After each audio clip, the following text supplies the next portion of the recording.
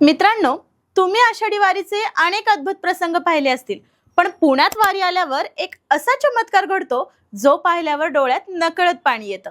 माऊली माऊली आणि गणपती बाप्पा मोरयाच्या जयघोषात संत ज्ञानेश्वर माऊलींच्या पालखी सोहळ्यातील मानाचा घोडा म्हणजेच अश्वराज थेट श्रीमंत दगडूशेठ गणपती मंदिराच्या सभा मंडपात प्रवेश करतो आणि चक्क बाप्पाच्या चरणी नतमस्तक होऊन मानवंदना देतो. हो, एका प्राण्याने देवाच्या समोर नतमस्तक होणं हे ऐकायलाही अशक्य वाटतं ना. पण हा प्रसंग दरवर्षी पुण्यात हजारो लोक उघड्या डोळ्यांनी पाहतात.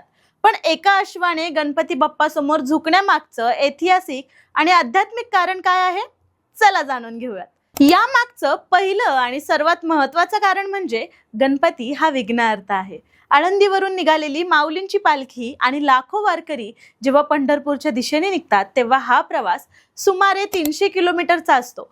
वारीच्या या संपूर्ण प्रवासात कोणतंही संकट येऊ नये, वारकऱ्यांना कोणताही त्रास होऊ नये आणि वारी विनाअडथळा पार पडावी यासाठी माऊलींचे अश्व संपूर्ण वारकरी संप्रदायाच्या वतीनं विघ्नहर्ता बाप्पाच्या चरणी नतमस्तक होतात.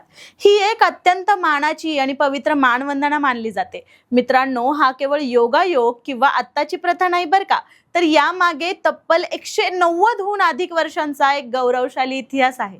वारीमध्ये जे 2 पांढरे शुभ्र अश्व असतात ते साधे घोडे नाहीयेत. ते कर्नाटकाच्या बेळगाव जिल्ह्यातील अंकली गावच्या शितोळे सरकार यांच्या घराण्यातील मानाचे अश्व आहेत.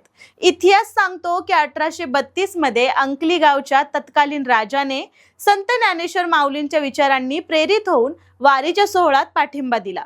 त्यांनी माऊलींच्या रथासाठी आपले 2 सर्वोत्तम पांढरे अश्व आळंदीला पाठवले. तेव्हापासून आजपर्यंत म्हणजेच गेली जवळपास 2 शतकं ही शितोळे सरकारांची परंपरा अखंड सुरू आहे. हे अश्व आधी अंकलीवरून पुण्यात येतात, तिथे बाप्पाचे दर्शन घेतात आणि मग आळंदीकडे रवाना होतात. ही केवळ एका प्राण्याची किंवा देवाची भेट नाही मित्रांनो, तर गणेशोत्सव आणि आषाढी पंढरीची वारी या महाराष्ट्राच्या 2 सर्वोत्तम मोठ्या लोक चळवळींचा एक अद्भुत संगम आहे. मित्रांनो, जेव्हा हा प्रसंग घडतो तेव्हा तिथे उपस्थित असलेल्या प्रत्येकाच्या अंगावर काटा येतो. प्राण्यांमधील ही भक्ती पाहून माणसालाही नतमस्तक व्हावंसं वाटतं. तुम्ही कधी हा क्षण पुण्यात प्रत्यक्ष डोळ्यांनी पाहिला आहे का? कमेंट्स मध्ये नक्की सांगा. भेटूयात अशाच एका आध्यात्मिक व्हिडिओमध्ये. तोपर्यंत न्यूज नेटवर्क 360 मराठीला सबस्क्राईब करायला विसरू नका.